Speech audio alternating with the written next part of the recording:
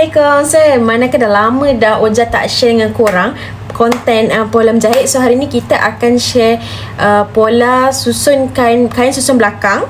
And Oja dah bagi sekali nota PDF, korang boleh tengok dekat link bawah nanti kalau tak faham. Korang tengok dulu video tu sampai habis. Kalau tak faham nanti tanya, okay? So membantu. Bye. Jom. Okay, so hari ni kita akan ajar korang macam mana nak buat kain susun belakang. Okay, so first kali untuk kain susun belakang ni korang dah, okay, bila korang dah ada ukuran, okay, dah ada ukuran. Okay, first kali pola, okay, bila kain susun belakang, tepi ni korang tak boleh buat betul-betul tepi pola ni. Okay, bayangkan ni kertas perang kan, kertas perang besar ni, jangan buat kat tepi ni sebab ada untuk yang kain susun belakang dia tu. So buat dekat tengah, jangan tengah sikit, bagilah ruang dalam 15 inci pun tak apa, ruang tepi ni. Okay, first kali kita buat warna biru lah, senang nampak.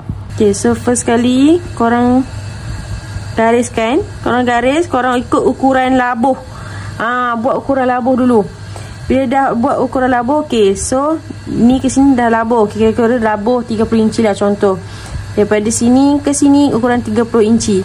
So nak mudahkan korang tarik terus ke tepi sana. Okay, bayangkan ini korang kena ni lah, pembaris lah. Ikut cara saya. Okay, garis je parat labuh dia dekat mana kan. So bila dah garis macam ni, okay, sekarang ikut ukuran pinggang ke pinggul. Ukuran pinggang ke pinggul biasanya kita ambil standard, iaitu 8 inci. So ukuran daripada pinggang ke pinggul, let's say lah pinggang dekat sini, pinggul dekat sini. So gariskan, garis straight. Garis straight. Okay, tak perlu ada ukuran. Okay, so bila dah garis ni, lepas tu untuk ukuran pinggul, korang kena buat ukuran pinggul. Contoh ukuran pinggul korang 44 tu memang dah tambah kelonggarannya. Korang bahagikan dengan 4, so dapat 11 inci, betul? So 11 inci tu korang kira daripada sini ke sini sebenarnya. Contoh lah 11 inci tu dekat sini. So samakan, sini ke sini pun 11 inci. Ni garis sampai ke bawah pun tak ada masalah. Garis terus sampai bawah.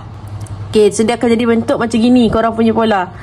Okay, lepas tu untuk nak bawah ni dia akan kecil kan, sebab dia bayangkan yang besar dekat atas. Boleh je kalau nak buat sama, tapi nanti dekat bawah nanti akan gelebeh, dia akan jadi besar. So kat bawah ni kita akan masukkan dalam 1,5 inci. Okay, kat bawah dia ni, daripada sini ke sini kita masukkan 1,5 inci.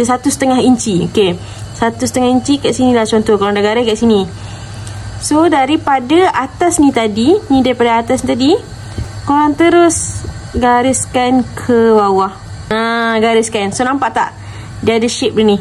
Nampak? Ini bahagian pinggul terus ke bawah macam tu. Dah siap yang tu.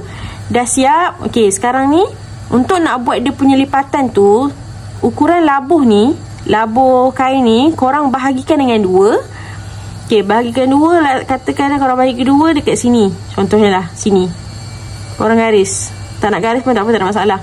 Lepas tu korang tambah, korang naikkan 3 inci atas. So dekat sini, so korang garis. Okay, 3 inci tu dekat situ lah ibaratnya. So untuk lipatan dia tu, kita buat contoh, kita buat 15 inci, dia bergantung korang punya nak buat berapa. Kalau let's say 15 inci, ambil 15 inci, gariskan je ni ke mana tu, 15 inci. Okay, contoh 15 inci tu sampai ke sini.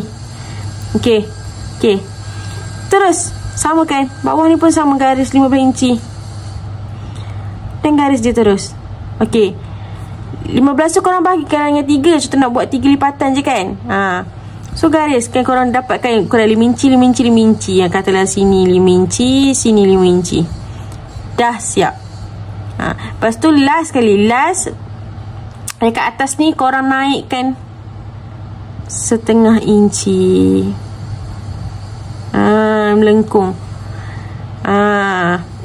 Dah siap. Senang je nak buat pola susun kain susun belakang ni korang. Kalau korang tak faham, kita akan share PDF pola dekat bawah untuk korang download nota PDF tu. Jadi Oja harap dapat membantulah korang yang baru nak belajar cara buat pola susun belakang ni. So itu je. Bye. Semoga membantu.